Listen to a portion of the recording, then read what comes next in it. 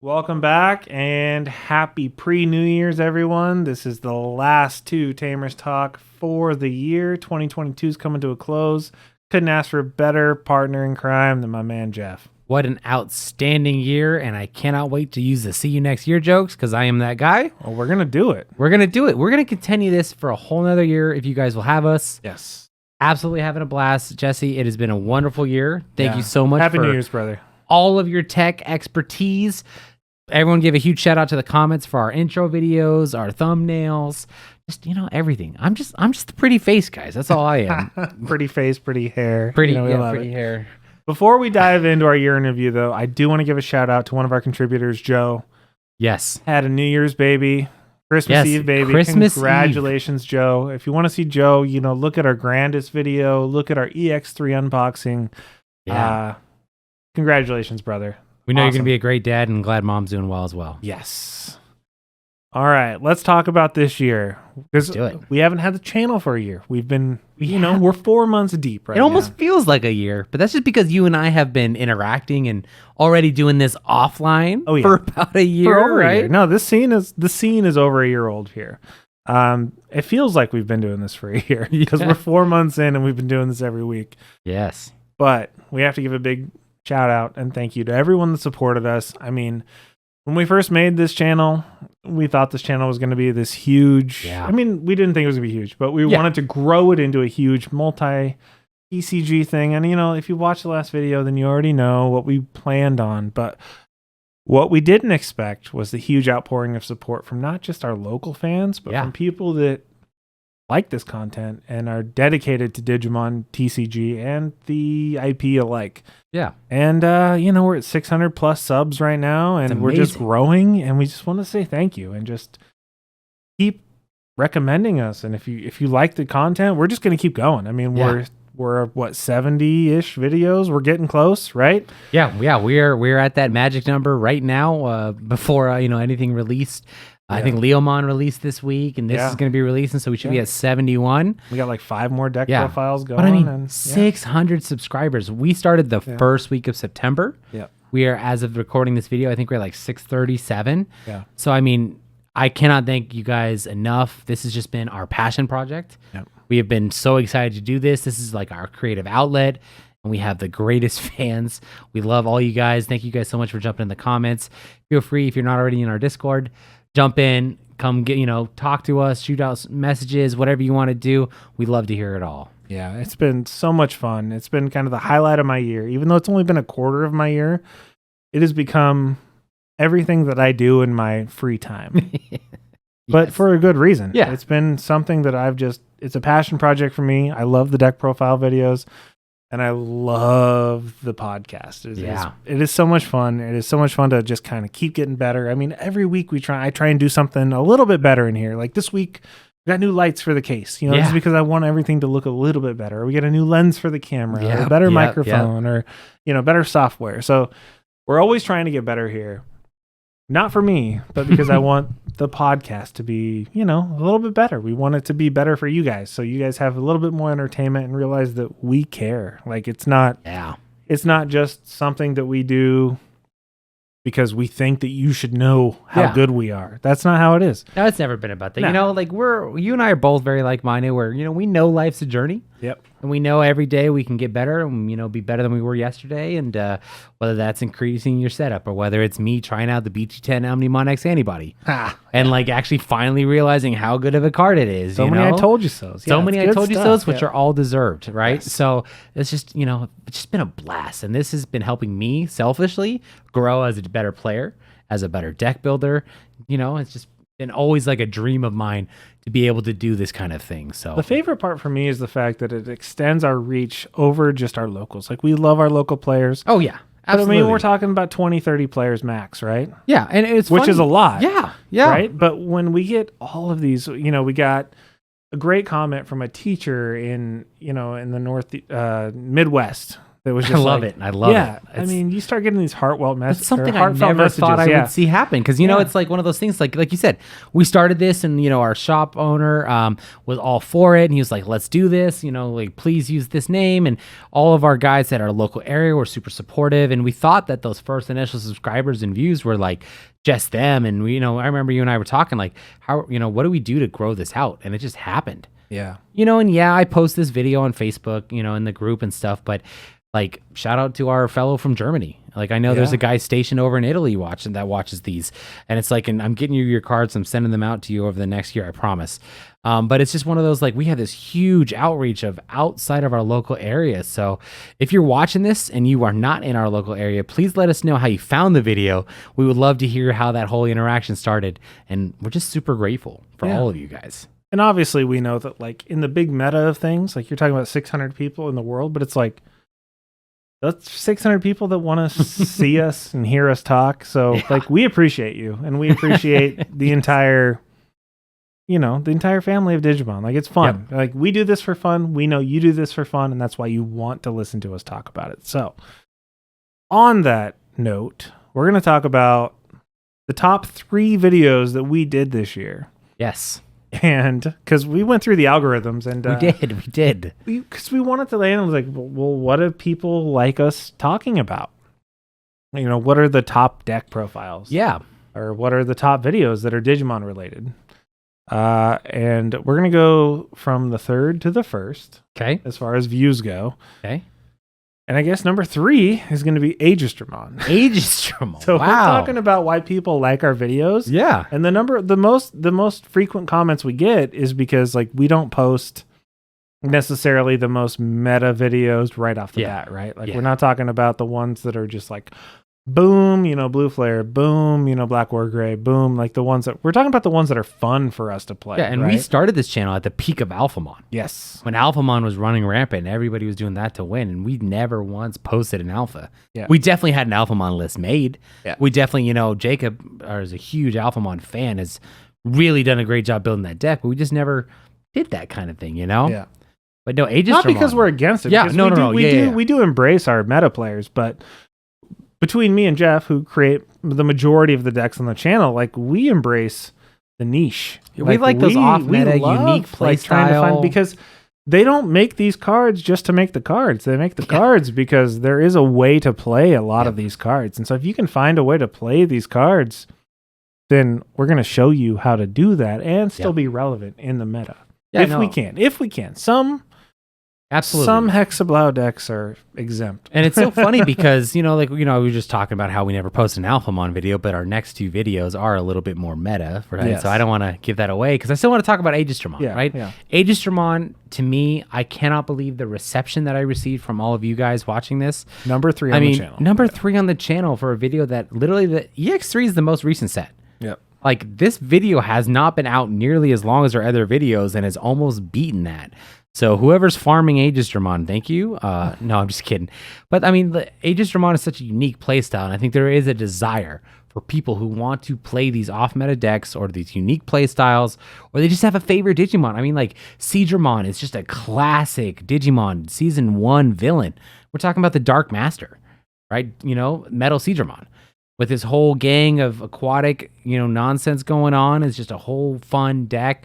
An evolution to Whales, which was a popular deck, started back in BG7. Yes. So it's like, this is just such a great outreach. And to me, this was a passion project for me. Because I'm not a blue player. Yeah, but this was a passion project for you before the deck even came out. I was excited about Aegistramon. Go back to our Two Tamers Talks, early ones. He was talking about this for weeks before it came out. Yeah, exactly. I was so excited to build Aegistramon and film this and do this. And it just worked out so well. And the fact that all of you guys have watched this and shown us the support, shared this video, whatever you did, cannot thank you guys enough. That was number 3. Number 3. Well, let's go number 2. We're going to go back to Blue Flare. Blue Flare. Not even our revamped Blue Flare. No, I know. The OG Blue Flare. And that's an interesting point I want to bring up, right? So I would love to hear you guys' thoughts in the comments why you think the old Blue Flare from BT10 or whenever the first set came out compared to like a revamped Blue Flare. Yeah. Because if you watch the first Blue Flare, I'm playing 2 of the Cyberdramon, and I love the Cyberdramon. The great card. I love being able to unsuspend. It fits the lore. But the newest Blue Flare video is so much better. Like, not because the deck's better. I've refined the deck. I've made it more consistent. I added in more removal with the Jellymons, for example, as a level 3 in the deck. I added in the Sorai. I'm very curious, and to me, it's almost like, why did that video do so good? But then this deck that's better, this list is better, I think right? objectively, because Blue Flare was probably better as far as in the country, the meta for BT10 than it is in EX3. Because but in the last Crossheart is gone. I think a lot of meta players that aren't, that want to play Blue Flare, right? Because it's so strong, it's got stun, I feel like the people though that want to play that deck probably just play Melga. Because like that's the color, you know what I mean? It's so funny you say that because that was literally a comment at one of my locals when I was traveling. Somebody literally said that exact point. If you're gonna play Blue Flare, just play Melga. Yeah, but that's exactly. He literally because said that's what's topping in like the Ultimate Cups and the regionals and stuff that we see. So I think that's probably why. Yeah, it's because once EX3 came out, people are just like, I'll just play Melga. Yeah. But that was number 2 and number 1. And once again, we're not talking about the updated one with Hydramon. We're talking about the BT10 Bloom Lord mod. Yes. And I think everybody must have sensed the energy that I put into this world with this particular Bloom Lord. Or they Lord just mod. like my thumbnail. They just like your thumbnail. Yeah. I mean, your thumbnail is really good. Bloom Lord's busted. You guys don't understand. Literally, so for those of you who are not on Facebook, if you're against social media, I get all that crap too. Whatever. But Digimon English page on Facebook will post out surveys every now and then, right? Or sometimes if you're in the Facebook group where they post these survey links where they want to hear from us. They want to hear from the fans. They want to hear, what Digimon do you want in this game? Literally since day one of this survey, every survey, I have put Bloom Lord on the survey. I was like, I want a Bloom Lord. I don't care what it does. Give me a Bloom Lord. It was such a cool, unique design, right? It was kind of like a more recent design in the grand scheme of Digimon things. So I've always wanted a Bloom Lord. And I think maybe that just transferred over to the, the algorithms or people's reach or whatever. And that's why that's our best video. But that deck was just so much fun to build. And again, if you haven't watched it, go watch that one. Then go watch the one where we added the Hydramon and definitely see those fun, unique differences. It is a very fun deck, very strong deck. You guys will definitely like it. I think a big part of that is the fact that, we talked about it, I think, on that podcast that same week where there's been such a drought for good green decks. Absolutely. Obviously Grandis was a force to be reckoned with. It still gets in the top 8, normally. Yeah. But Bloom Lord was something that people were looking for or looking forward to as soon as we got to see the Japanese announcement. People are like, that's my answer, right? The green players. Your wife's a green player. Yeah, my wife is a very loyal green player, and she's gone through the frustrations where she struggles to want to play the game because she really wants to play green. She likes the playstyle. Like BT3 Imperial has been like her favorite level 6 since the beginning, right? Like she's always loved that, and she had a lot of fun with just good green, like flower cannons and stuff like that. I'll never forget the look in her eyes when I first showed her that alternate art flower cannon from those little Evo boxes. Oh, yeah. She's obsessed with those, right? Yeah. Like it's a beautiful artwork, right? And for her, it was always hard because she wanted to play green every single set. And it's like, I kept telling her, I was like, Bloom Lord's coming. Once it got revealed, right? Yeah, because we get them 4 or 5 months out. Yeah, and Grandis didn't really scratch that itch for her. Yeah, because it's a different playstyle. It's a completely different playstyle, and I love Grandis. Grandis is more my playstyle. Like, I like Grandis. I'm a huge Grandis fan, and Joe's Grandis list in our channel is a killer list. You guys will definitely like it if you haven't seen it. But, she didn't like that. Yeah. So once Bloom Lord came out, she's like, oh, wow, this is really cool. Because my wife's very smart, and all of a sudden those types of decks that challenge her mental steps or processes of I need to suspend this one or I need to leave this one open really explored, I don't know, just the game itself, right? So Bloom Lord was just a perfect example of Bandai making a killer deck, unique play style, fun new green stuff to give green that chance to be back up in the top again. Well, they gave green has gone through so many trials and tribulations, and the fact that you essentially went from Nidhogg, which was great, and then the next good thing they got was Ancient Beetlemon, which is they just keep going to completely different play styles. Ancient Beetlemon was the hybrid version where you had to attack, and you had to attack their opponent's Digimon to trash their security and all that stuff. Yeah, the green hybrids. Yeah, and then you had to go to Grandis, which was another completely different play style, and then all of a sudden you're kind of back to where you want to be. It's like I think green has faced the biggest shifts in the way you play the deck. Yeah, I mean, because you're going from like Digizorb to Digiburst to hybrids to Grand Koaga and Suspend. Like, you're doing a lot of weird different things with green every single set, which don't actually meld well together when you're trying to combine different sets. Whereas like red, you can grab like red cards from 3 sets ago that are good. Starter deck 1 Agumon. Yeah. Starter deck 1 Greymon. Absolutely. Like, they're not trying to break the mold with red or especially purple. Yeah. Or, a lot of black, Digivolve, a lot of stuff. Like, it's a completely weird thing that they're doing with green. Green, people don't... For those of you who didn't play since the beginning, there's nothing wrong. We welcome every single new fan, whether you don't start until BT11 or whether you started at set 1, right? But people forget green has always been one of the strongest colors since the very beginning. For sure. Like, yes, green was not... green at the very, very beginning. The first 3 starter decks were the red, blue, and yellow, right? And red and blue Omni Turbo were the best. But what was the first Rookie Rush color that they did? It was blue-green. Yeah. And then it evolved into yellow-green, right? Or BT3 with the Sarismon. And you had the whole Argomon. Yeah. We're talking about what are the first 2 restricted cards in this entire game? Green. 2 green cards. A green option and a green level 5. That, if a lot of people argue now, right? If you unrestricted those, all of a sudden green could be... Could you imagine Bloomlord with 4 Argomons? Yeah. Just blowing up a wide field, Digiburst 0. There is a reason Bandai cannot make another Digizorb -3 for a 3-cost level 5, right? Level 5. Only the Blossomon is the only one that can Digizorb, and all of a sudden be down to 0. So green had this like huge peak. Everybody in Japan and Singapore overseas were playing Sarismon, and Sarismon was dominating. And all of a sudden they restricted it, and then green got stuck, where it was like, how do they support that? How do they bring it back up? Yellow blue kind of took over, and now green has this chance to just be a top contender again. Taken a long time. Yeah, it has. It has taken a long time. It's been a long journey, just over a lot of different ways to play the color. And you definitely talk about where red is just, I don't want to say another way to reinvent the wheel, right? But it's like, how many more ways do we give security attack? How many more ways do we give DP? Yeah, absolutely. How many more ways do we use Gaia Force? Which, don't get me wrong, I'm a huge red player. Like, I'm not a green player. I'm definitely more a red and purple player. Those are my favorite colors to play. So I always love, those types of new ways to trigger those effects and stuff. But, and just like with black, like, how ways do you give him a blocker? How many ways do you give him reboot? How many ways do you... Yeah, exactly. Yeah. So, no, green has definitely had this weird off place. And I think the direction going ahead for green is great. We're in a good spot. The Quartzmon is so exciting. And, maybe it's time they start taking advantage of more insect tribal like they did with EX1. So very excited about the future of this game as a whole. This game is an absolutely great spot. It's got nowhere to go but up from here. Well, I think circling back. Yeah. Take 2 steps forward, 1 step back. Yeah, that's what you get with me.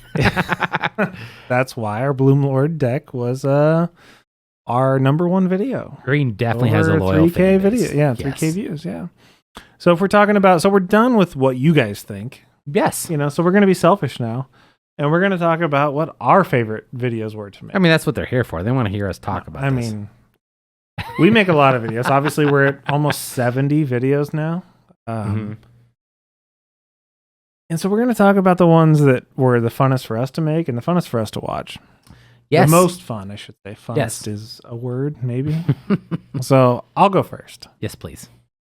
So my best video, and it's obviously we're only 4 months in, but my favorite video was the video where we had the trio of me and Jeff and Joe here, and we did our EX3 unboxing. That was such a good video. It was so much fun. Not only to watch, but to make. I had a blast doing this. Yeah, we had a whole case. We took a whole sealed case from Wayward, and we brought it here, and we sat it on the table, and we split it between the 3 of us. Yeah, it went perfect. I mean, we literally had this great dynamic. Yeah. Where like Joe opened third, you opened a third, I opened a third. We all talked about what cards we're pulling, what we wanted to pull, what we wanted to build. Yeah. Definitely the best box case opening we did as a channel, you know? So it was a blast. I had a blast. I mean, the anticipation and the excitement when like we were opening these, because we wanted the cards that we wanted to get. And I wanted to build Aegis Dramon. You wanted to build your Chaos Dramon. And Joe pulled the crazy perfect cards for me, and you pulled the Aegis Dramons, and I pulled and just the trading back and forth. Like it was so much fun. Like that was my favorite deck. And I have a 7-year-old daughter, and that's like her whole favorite thing is YouTube, and she loves to watch that video because she loves to watch Daddy and his 2 friends hang out and watch video or play on or open cards on like YouTube. The sweetest daughter too, by the way. She's adorable. But it's great. It's my favorite video, and it didn't get the most views, but it got a lot of views. And it's going to be the last one of those videos until February, and then we're going to try and replicate it. We're going to do the same thing with BT11.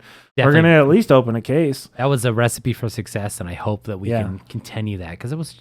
I agree with you, such a blast. Yeah, I mean, we tried to do. We've done a lot of box openings at the shop with a lot of different camera shots and different views, but I think that now that we're kind of in a primarily Digimon format, I think that we're going to do those in-house, and I think that we're going to do them here, and we're going to have a lot of fun with it, because we had a lot of fun talking about almost every single card that came out of that set. We did. The video went a little long, but not longer than it could have been. I think we did a good job.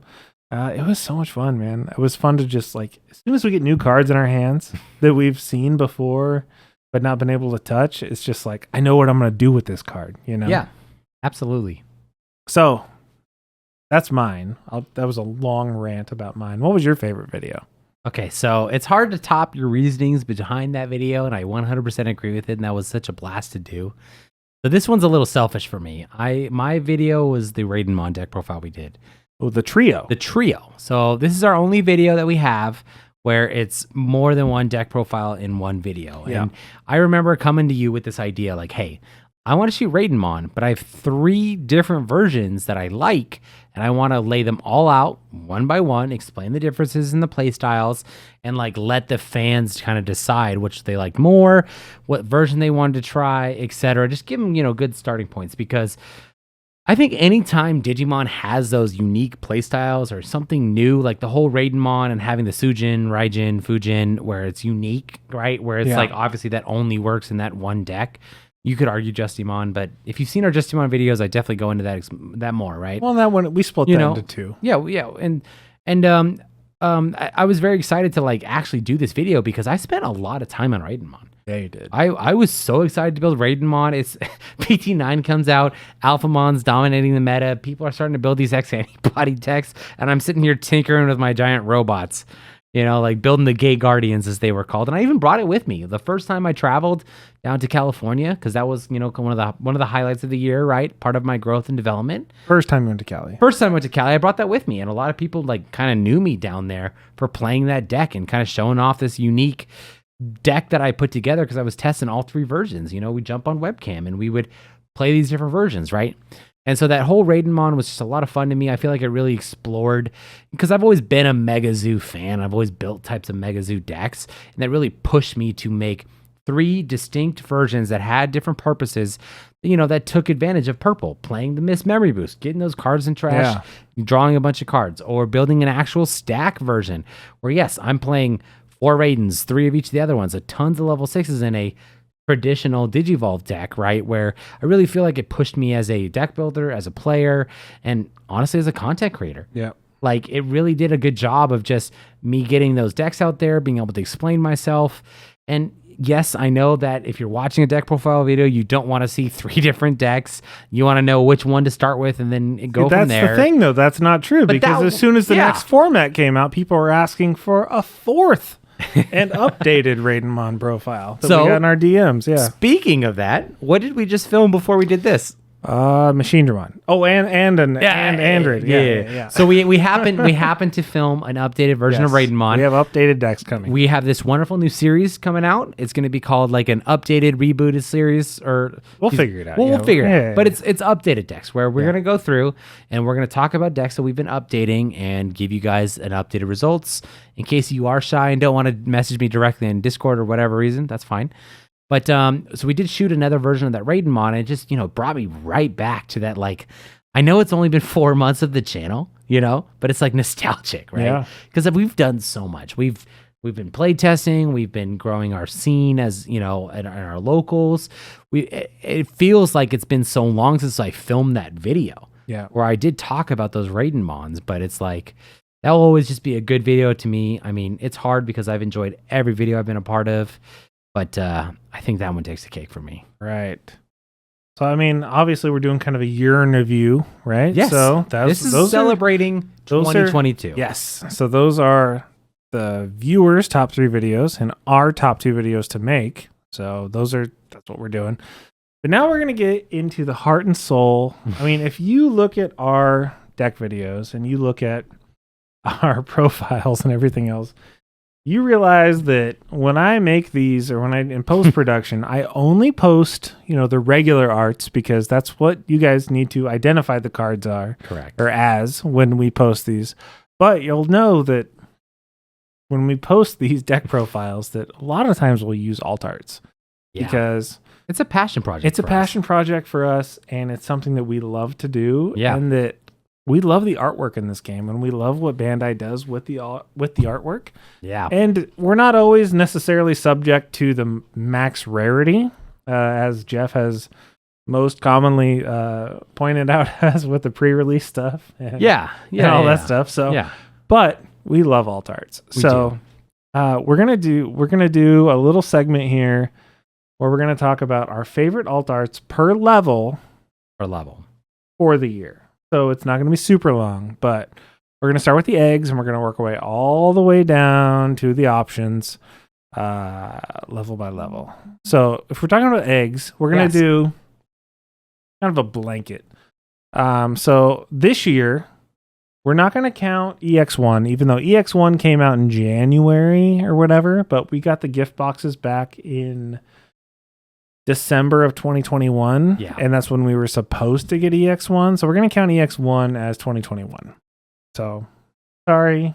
I mean, I don't think any of the alt arts from that, other than the Tamers. I don't think any level 2s would make the list. No. Correct me if I'm wrong. No, because there wasn't any. So we're going to talk about eggs. And then we unanimously decided that we're just going to kind of give that award to all of the EX2 eggs. So we're going to go from EX1 to EX2. Great transition. Yeah, because you got the Jijumon, you got the Viximon, you got Yammon. The Looks Yammons. so good. Oh, man, we had textured. Shame it's not used. Yeah, crazy textured eggs. And if you're talking about, even value-wise, the Viximons and the Jijumons. The Gummymon looks so good, Gummymons too. are great, too. Like a great 5th egg in your grandest list if you are playing 5. It's a good killer egg. So EX2 eggs, we're just going to go ahead and give you that entire block. As Bandai, obviously you're subscribed. I know I say it literally every episode. Keep making eggs like that. Make them every set. Make your level 2s look like that. Yeah. Every set, please. They're arguably the most important alt art in your deck, right? Yes. Again, arguably, right? Because they sit on board and don't necessarily get covered up. Right? Yeah. All right, so we're going level 3. We're going rookie. So this was another tie, kind of, because it's the same set, but we're going to go Agumon X Antibody and Gabumon X Antibody. Yeah, the way those level 3s turned out with just a great image, they just perfectly mirror each other. They have their level 6 counterpart in the background. Great color, great texture. Yeah, very, very good. And then we're going into level 4s. Level 4s, yeah. So this is one that we were like, how many level 4 altars did they release this year? Not many. And not many. It kind of makes sense, right? Because sometimes level 4 is kind of you search with all your level 3s, your level 2s are your pretty eggs, right? And then, once you start getting into 5, 6s, those are your big boss monsters anyways. So of course those are going to be blinged out. Yeah. So what did we decide for 4s? Well, we had kind of a discussion because we were talking about, because there were level 4s and memorial packs and certain other tournament pack promos and stuff like that. But then we remembered about the BT8 armors. Yes. So all the armors in BT8 got alt arts. So you got the Flame Dramon. Oh, so nice. The Halzamon. Halzamon. And your favorite. The not drill or Digmon. That's it. Yeah, he's got the drill on his nose. Yeah, it's a card that nobody plays, but it's a great art because the swivel texture on the nose. Yeah, the Magnamon looks great. Magnamon looks great. It's tough because like my brother is a huge Vmon fan, and I definitely grew up watching Series 2. Don't get me wrong, but like for me, like the Halseymonn looks so good, and I know the Flame Dramon is just like a next level card. Like it looks so great the way they did everything on that card, but like all of those Armor Purge from BT8, absolutely terrific cards. Fantastic. And that was really like, it was, once we saw those, it was kind of like a hands down, like, okay, like all right, they won. Yeah, they won. Yep. All right, moving into the level 5s. This one was hard to talk about just because like Metal Greymon with the Memorial Pack we talked about for a long time, where it's coming out of the TV.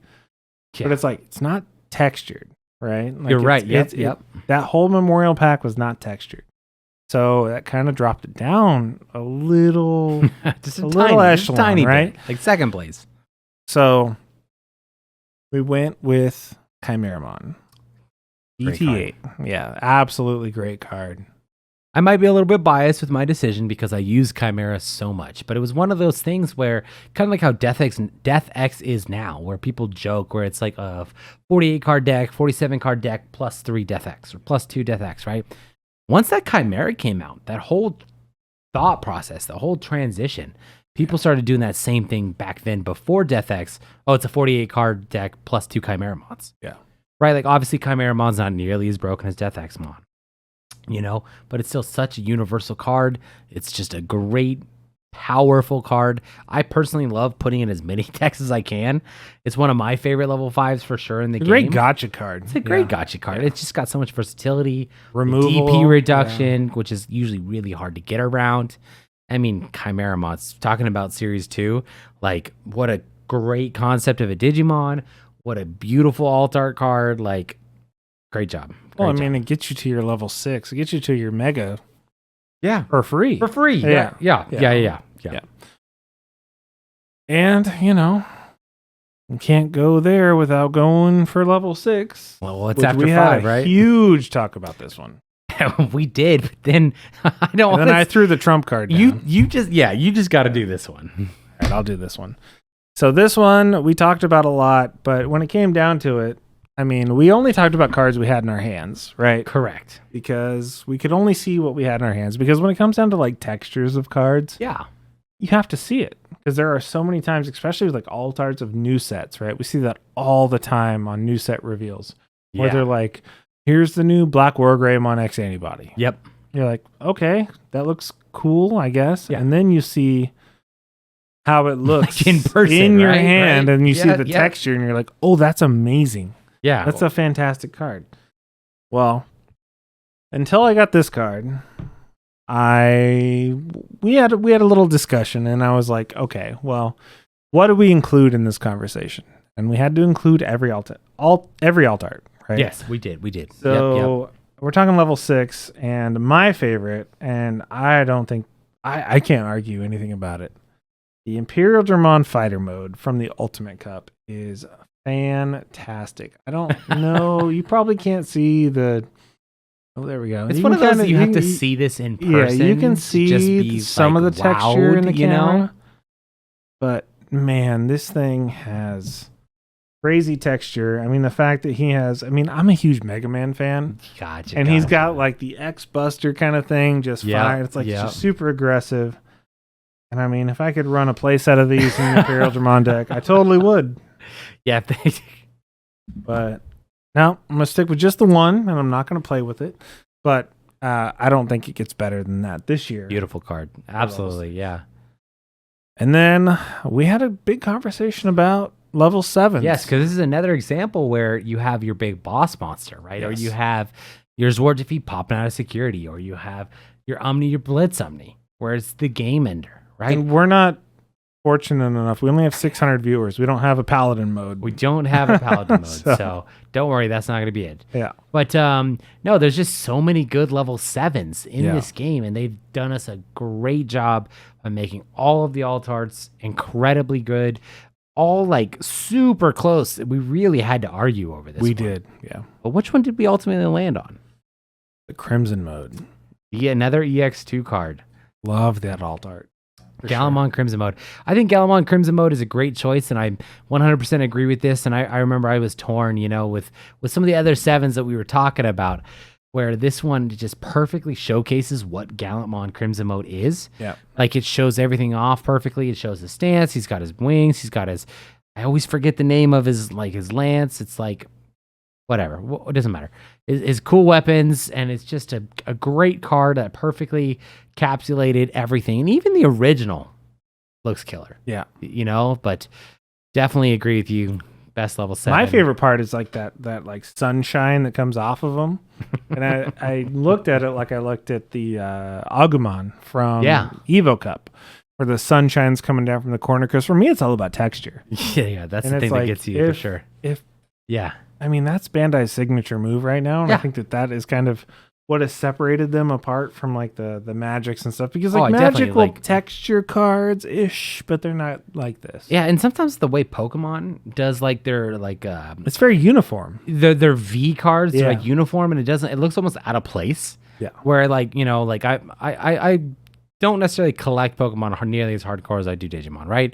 But like sometimes I look at the texture and the actual main Pokemon doesn't look right with the way they've uniform textured everything. But Bandai's got it down. Yeah, it's unique texture. Unique, so for good. sure. So good. Okay, so we're done with Digimon, and so we talked about Tamers, and we were like, "What is the best Tamer alt art?" And then we're like, "We have to throw it down because I remember when these new starter decks came out." And we pulled those Tamers out because all we had seen before that is the Japanese like preview, just like, full art, right? So you saw the no borders, you saw the full color arts, but as soon as we pulled it out, the one in front is that 2-cost red tie. Oh, so and nice. Before you even pulled the other ones out, you saw that like microchip background, and you're like, "This is a game changer." But I love because A, that's the career field I'm in, and B, it's like Digimon, like in a perfect like realm, right? Yeah. That's amazing. They're like, here are these Tamers from weird starter decks, like just alternate things. Yeah, and honestly, like between the Izzy and the Davis, the other 5 you're probably not even going to use. Yeah. It's unfortunate it's unfortunate that those are not nearly as used. Like, you can definitely find use in red hybrids for the 2-cost tie, but by the time red hybrids makes a huge comeback, like it's going to in future sets, punching Marcus. Yeah. You're going to be other Tamers for sure. Yeah. You know what I'm saying? But that Izzy though. Yeah. I mean, I own the Davis. Yeah, I own a couple play sets of the original box topper BT4 Izzy because it's so nice. Yeah. Now it's like, get rid of all of those. This beautiful Izzy, textured, and it's really nice because it's uniform, especially if you've seen like our Justimon video, where it's uniform with the color scheme of the Ryu. You know what I'm saying? And now it has this crazy good texture. And the Davis was an expensive card. Still is. It still is an expensive card. Before the alt art came out, because it was just the best Tamer in blue. It does what any deck needs. It's a Tamer, hard play, reveal 3, grab a card. Like, that's awesome. And now with the strength and growth of 2-color decks where blue and green is going to be played a lot together, that Davis is just going to get more and more important. And they finally gave us a great alt art for it, for sure. Whew. We couldn't pick one. We couldn't. I mean, we couldn't just pick a box topper because a lot of the box toppers are just foiled and they're not textured. Yeah. But they gave us these retro Tamers. And even just between the Izzy and the Davis, we're like, we had to go with these. Now, the only reason we're not saying Analog Youth is because of our earlier statement where it's EX1, It's EX1, and yes, technically it came out in January, but the gift boxes started trickling in December. You've seen our channel, Analog Youth is basically our mascot at this point. Yeah. It's definitely one of our favorite alt arts of all time, but we were going with that in mind. So moving forward, we still have options left. Options were an interesting kind of thing because we had some. There's just not a lot of alt art options in general. Aren't. We had the win rate. Yes. That's a great one. The Tamer Battle, whatever. Some box. One of the boxes that I got sealed. Yep. But we're just gonna give the big shout out to the premium set. So the premium set was like, you're going to play Jessamon because we're going to put the Jessamon in this deck. Yep. So here's Judgment, which we've been talking about. Judgment's so nice. And we've been waiting for that. There's that alt art from Japan because Japan had it way before we did. Yeah, and they got all 6 of those options at once. The quantized something for yellow, Quantized the absolute blast, Samadhi Sante, and then the 3 from the premium pack, which were Judgment of the Blade, like you just said, Brave Metal, and Fly Bullet. Yeah. And all 3 of those absolutely terrific cards. I know I personally was very excited for Fly Bullet because I very much like that card. It's a staple in a lot of my purple decks for sure that I've been messing with. So and I love Judgment because it's fun to play in a lot of the any of the Royal Knight Zoo decks and stuff like that. So very happy to see those cards. So those are our that's it for favorite alt arts. So we'd love to hear you guys' thoughts in the comments. Let us know what your favorite alt arts are for the year. Definitely excited to continue this next year. Yeah, I can't wait. I mean, we'll probably have, we have at least 4 or 5 sets planned until July. So we'll probably have 7 or 8 sets, if not for the whole year. So I guess we're going to talk about our big award for set of the year. Yep. So let's do this. We talked about this. I proposed it to you, a couple days ago, and I was like, think about your favorite set of the year. Yeah. Yeah. What is your big one that you think changed the meta, changed the way that people play the game? And you're like, okay. And then we met up today, and you're like, I have an idea. And I was like, well, I have an idea. Like, do you think it should be, exclusive, or should we surprise each other? And I was like, I mean, maybe, but I feel like I was looking at the sets because we only have 6 sets to think about, right? Yeah, which, it's not a bad thing. We're not saying we need more sets per year. But, it was pretty unanimous. Yeah. I think we both just went ahead and you're like, I'm going to go BT8. And I was like, that was what I was going to pick too. BT8 was such a revolutionary set for this year. Yes. I don't want to say it's the most revolutionary for the entire game, but I want to say that. Yes. Oh, 100%. Okay. There you go. See, look, we disagree. Yep. Yeah. But I think for this game, for this year, this was the game changer. This was the one where it blew the doors open as far as what people play, how they play it. Yeah. I think a big part of that was that Metal Greymon that came out. That was huge. This came out. This blew the doors off of that prolonged drought we had with hybrids. Yeah. Where people were waiting to get out of hybrids. So, it was with the restrictions and everything else. Everyone was trying to get back into stacks. Yeah. That's a great point. That's the point that I want to highlight, right? Is that Digimon obviously had this wonderful whole mechanic of creating this fun stack with inheritables, a very unique system to go along with the memory gauge system. Digimon is an absolutely unique game. And then it kind of started to become less about these big stacks and more about like this hybrid, more about the Agumon, Gabumon, which it was a lot of fun, don't get me wrong, but it kind of took away from those players that were sitting there building these fun stacks with these powerful inheritables. Because I know when I teach this game to anybody, I show them the inheritables. I teach them how to make these stacks, right? And the hybrid format was so hard to deal with, and I don't want to say toxic. That's not the word, right? But it really changed the way the meta was played from, even back in 1.0. Yes, Red Omni, Blue Omni were the decks. I get that, right? But then as, set 2, set 3, set 4 came out, it did start to kind of divulge a little bit. But then once hybrid came out, it was just hybrid. And I think we lost a lot of the core. And that's, for me, one of the things I'm most grateful for of this entire year is that the core members that we lost during the hybrid phase have come back. Right? And obviously I'm going to be forever grateful for Grumblemon. The grumble for game is still going to be my favorite verb, right? Or the fact that every color now has a hybrid, because set 4, Great Legend, had the Aguni and the Lobo. Whereas other colors didn't have that. So once again, Red. And they didn't get it for several more sets. And they didn't get that for 3 more sets, right? So like having the hybrid format and, obviously there's a lot of good pieces from there. Cherubi's going to forever be a favorite deck of mine. One of my strongest decks for sure. But coming out of that, because not only was it just a hard format for people to play and compete in, it was a long long format because too. of delays. There was delays, and I'm not. And if you know me, if you've listened to previous episodes, I've never once been upset for delays because A, gives me more time to recuperate money, to save up some costs, to more carefully think about what I'm going to build for the next set. And honestly, logistics happens. I mean, worldwide pandemic. What are we going to do about it? Like that's out of Bandai's control. I'm sorry they can't give me cardboard because people had COVID, right? Yeah. Like that. Like I'm not going to be upset with them for that. But the fact that BT8 came and was just a complete breath of fresh air. It was no longer like you're going to go from a 3 to a 7, or you're going to play a bunch of little kids on the board and then Digivolve on top of them and win out of the blue, right?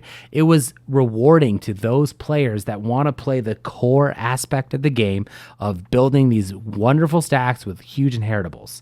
So you mentioned the Metal Greymon, right? All of a sudden you have this really powerful Metal Greymon on a big boss, bad, mean-looking Black War Gray. Yep. That's what the deck needed. Yep. Like BT3 or BT2, the secret, right? Or excuse me, 1.5 for English people, right? Which I'm definitely English too.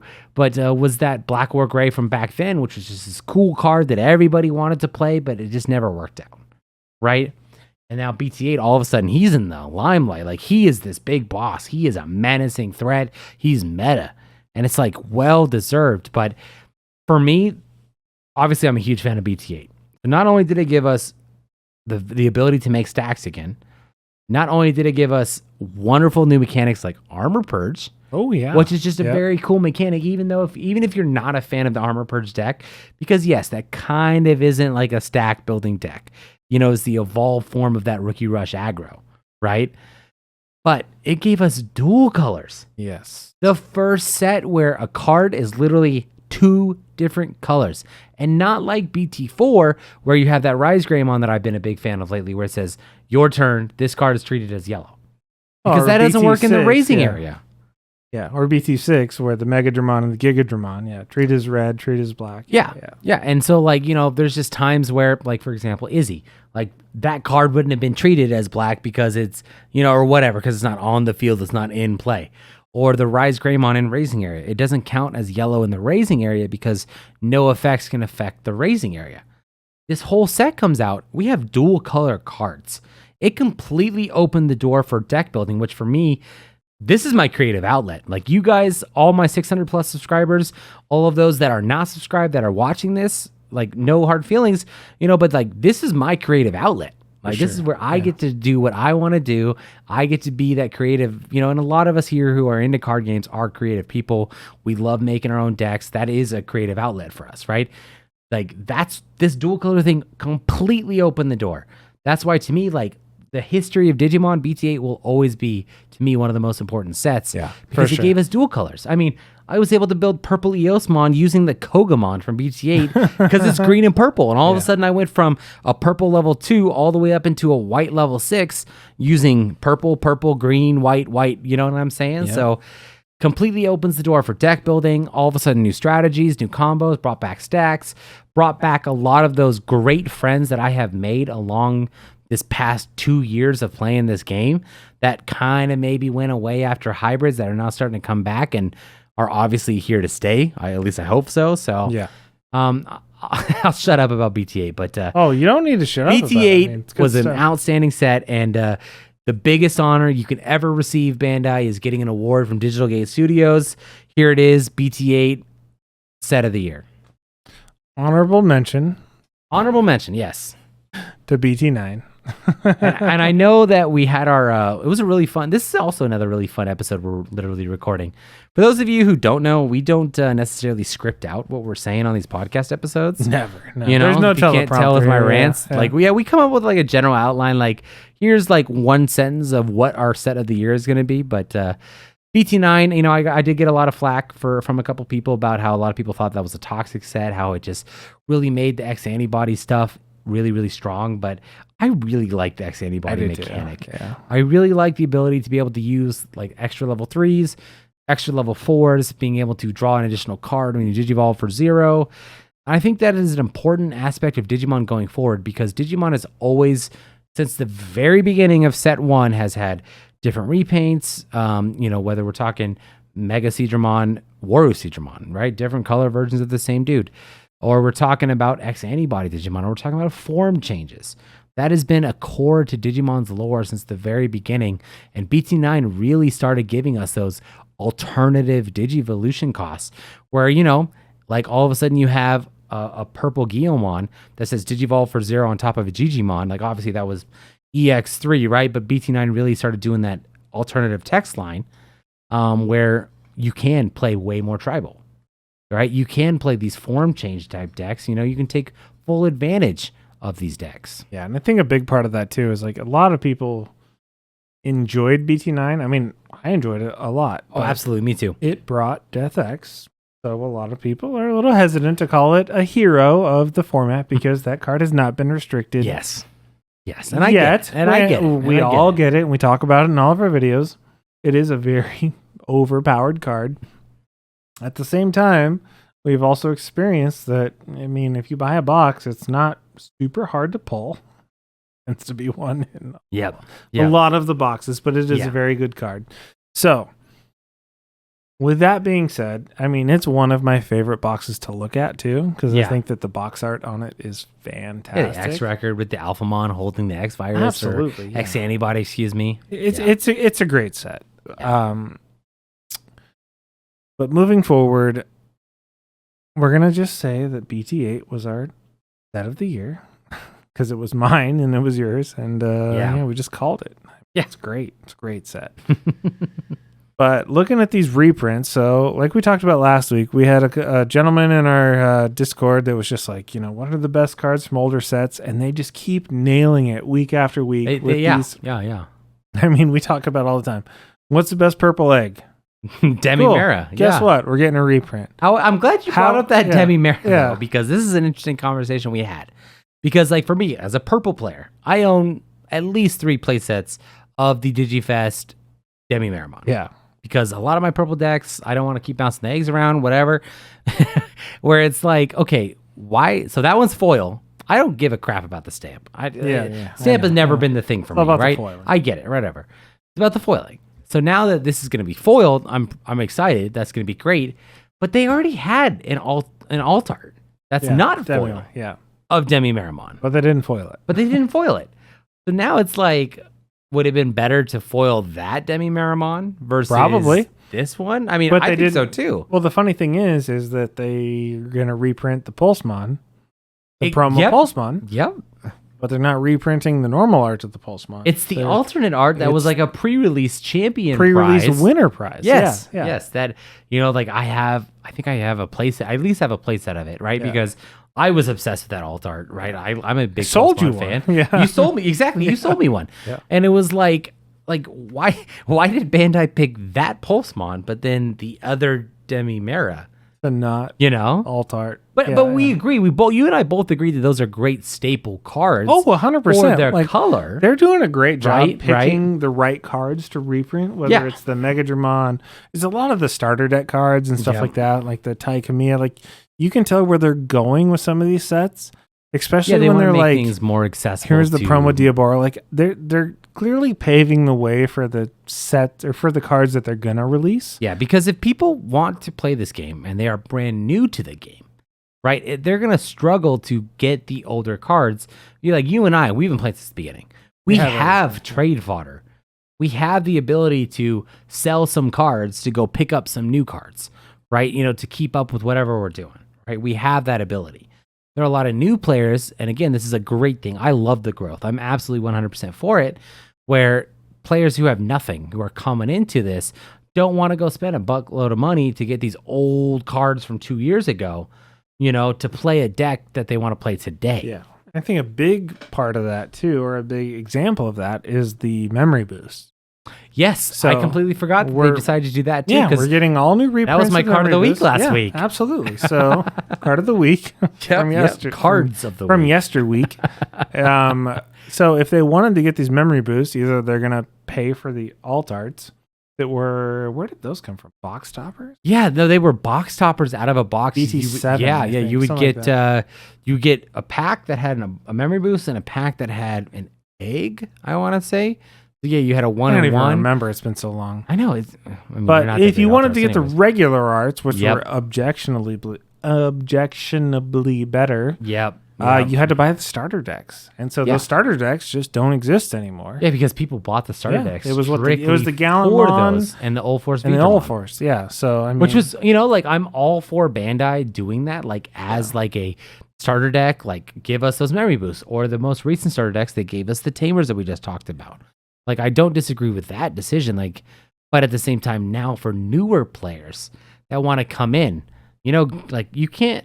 I mean, you can play Grandis right without 4 green memory boosts, you know, but like if you want to play Grandis, you got to play memory boosts. You at least 2. Yeah. You know what I'm saying? Like there just has to be another outlet to procure them. yes, you know. yes. So, and you know, going into it, you're looking at, I mean, they're giving us more Diaboromon stuff. You get the Sunamon, which is interesting, and the Caramon, and the promo Diaboro, which they already gave us the promo Diaboro. Does that mean in the they're premium hinting deck set? at, you know, Digimon's favorite villain, Diaboromon? I Clearly, mean, it's not their I don't favorite know. because we haven't had any cards for a year, Yeah. literally a year. So I guess eventually we'll get it. But another yellow Upamon. We're gonna get the Craniumon reprint. Another Digifest egg that they're reprinting, right? Yep. And then Cupimon. There's I mean, we're getting another. What's crazy about this set too is not only because at first when I heard about this set, I was like, okay, it's just reprints. Yeah. Right. Like I probably won't need to get anything. You know, like for me, what's the difference between having a BT1 and an RB1 card, right? But there's new cards in this set. Yes. There's new archetypes. There's supporting archetypes that we don't even have yet in English. So far, just that are one getting support.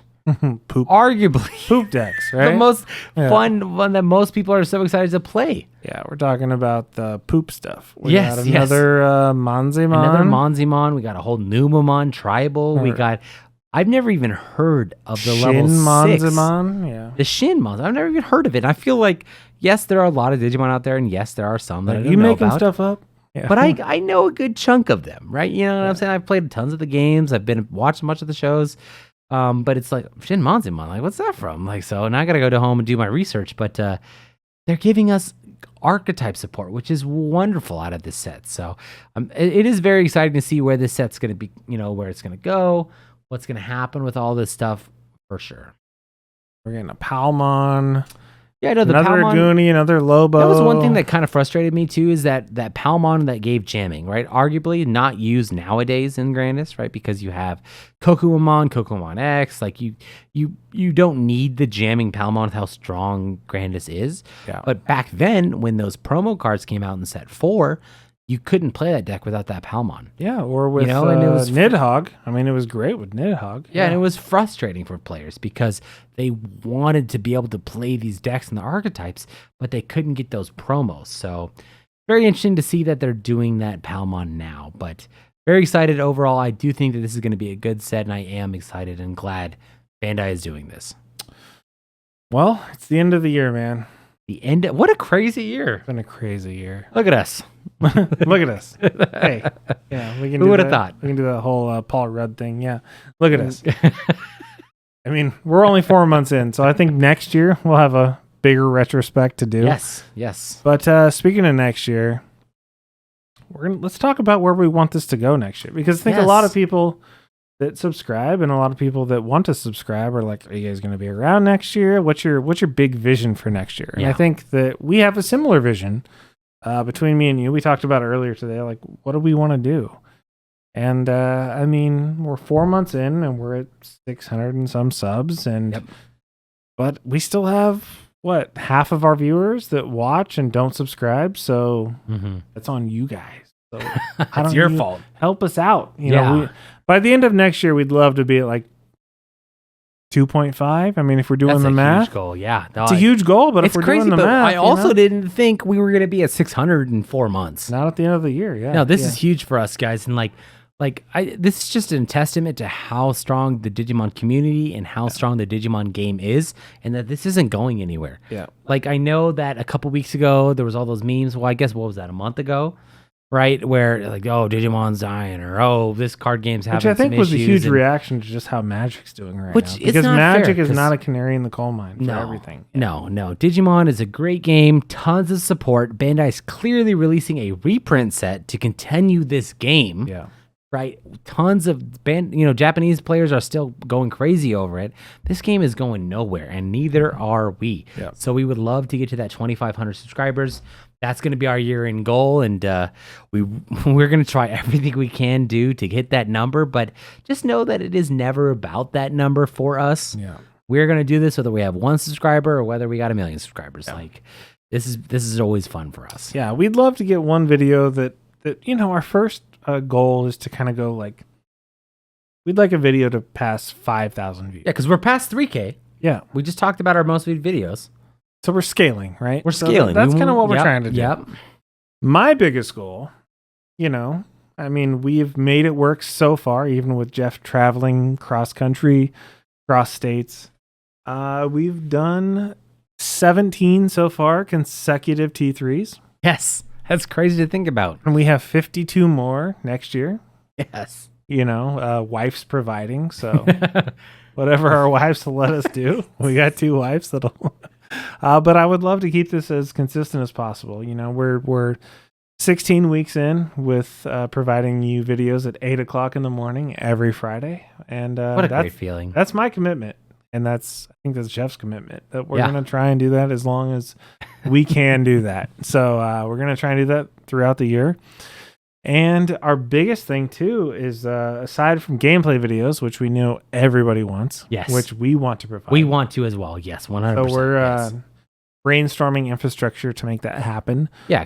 We also want to include more and more of our locals members. We have it's not just us. We have Jacob, a couple Jacobs. We have Joe. We have a bunch of people in the scene. We have this killer team that just gets better, more like, it just grows and grows. And like we have some shadow members. I don't want to use the term ghostwriter, but sometimes it feels like that, where maybe he doesn't want to be on camera because he's camera shy, because he's worried about looking too good for YouTube. Yeah. Where he's contributed valuable decks to our team. Yeah. And like we just have such a good community. For sure. And this was never about the 2 of us. No. This was a whole scene that we've been, dedicated to since the beginning. This has been a whole team effort. And that's why we're able to be so successful, is because we're able to divide and conquer when it comes to these different deck archetypes, to these different deck profiles and whatnot. So sometimes, like just for you and us, our schedule works out really well to do this particular podcast episode. And I know sometimes it doesn't. And sometimes it doesn't. Yeah. Absolutely. Yeah. Sometimes I'm in another state and we got to do this over Discord or whatever. So it's definitely interesting to see. A labor of love. It is labor of love. So definitely agree with that resolution of getting more community members involved. For sure. So now we have our personal stuff. Personal New Year's resolutions. So yes, sometimes my mom, for whatever reason, obviously she's never going to watch this, but my mom has always been one to ask me, like, do you have any New Year's resolutions? And I sometimes always just laugh at her, like New Year's resolutions, what are you talking about? But we were coming up with our outline for this episode, and this was my idea. So Mom, this one's for you. My New Year's resolution this year, my biggest one is to participate in more online big Evo Cup, Ultimate Cup type style events. So I remember playing in the first one that was ever hosted, I did that. And I've played in a couple, over the course of 2 years. I've probably played in 4 of these big events before. And I got really busy with my old job. Now I'm about 6 months into my new job, and I'm kind of starting over, learning the whole career thing, and just haven't quite had the time, the balance between family, work, Digimon as a hobby. So that's basically my biggest goal, is to dive into more online events. Yeah, mine is to build more decks and to take half of the pressure off you. No, man. I do this scrap anyways. I know. Mine is has a lot to do with just production, just making the production even better, making the quality of videos, whether it's video, audio, maybe going 4K, trying to get me. I'm always trying to get better. I'm always trying to make the video quality better, the audio quality better, the equipment better. I want to make sure that people realize that we care and that this is yeah. this is not something that we're just doing for fun. This is something that we really enjoy doing, but we also want to contribute to the Digimon community. So we have a lot of trail to travel. We do, as we can say. But and we would love to hear in the comments what your guys' New Year's resolutions are. Yeah, it doesn't have to be for just Digimon, but obviously, that's kind of what we're doing here. Yeah. Let us know. Let us know what your favorite set of the year was. Let us know. Like I said, your favorite alt arts. We want to hear your guys' year in review, how you grew as players, what new strategies you've learned. If you've, I don't know, been kind of like me, where you've all of a sudden had that light bulb click, like, this is my type of play style that I like. So feel free to jump in, open discussion, and we're definitely looking forward to it. Hey, Happy New Year, guys. Happy New Year to everybody. We'll see you next year.